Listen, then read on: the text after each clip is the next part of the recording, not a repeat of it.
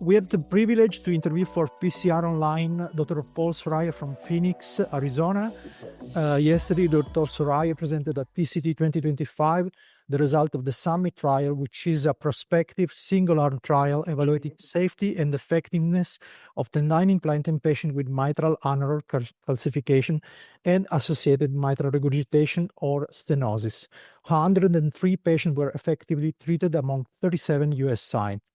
The rate of the primary endpoint, defined as freedom from all-cause mortality or heart failure hospitalization at 12 months, was 60%, with a predefined performance goal of 43%. 30-day mortality rate was 7%, while the rate of emergency surgery was 5%. Those rates are clearly higher than those we observed in patients treated currently with mitral TEER. So the first question is, what are the main clinical differences in between the cohort you enrolled in the SUMMIT trial and patients that we treat with mitral TEER in current practice? Thank you, and thank you very much for this opportunity to talk about the SUMMIT MAC trial. When we look at these patients who were in the trial, these were actually replacement patients. So the appropriate comparator would be surgery, and the surgical mortality, which was expected to be 7.1.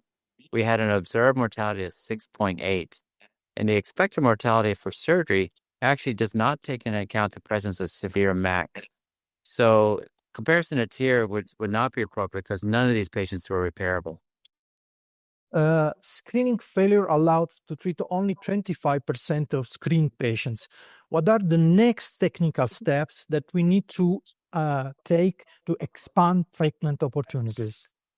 It's a great question. The most common reason for screen failure was neo-LVOT obstruction. The neo-LVOT was too small, in other words. That was present in 49%. We also had a third of the patients screen fail because of anatomic sizing, so we need more sizing. So ways to manage acute LVT obstruction and more device sizing would address 70% of the screen failures. Okay. What are the anatomical characteristics that you deem ideal for Tendyne implanting MAC? So to get into the trial, the patients needed to have severe MAC, which we said was a volume of 1,000. But patients could also get in anytime the surgeons felt that the MAC was invasive or posed significant surgical risk. We do not have any scoring system for MAC that is required, unlike other technologies, because the anchoring for the system is with an epicardial pad. And what are the anatomical characteristics that make the exclusion of the patient from your trial?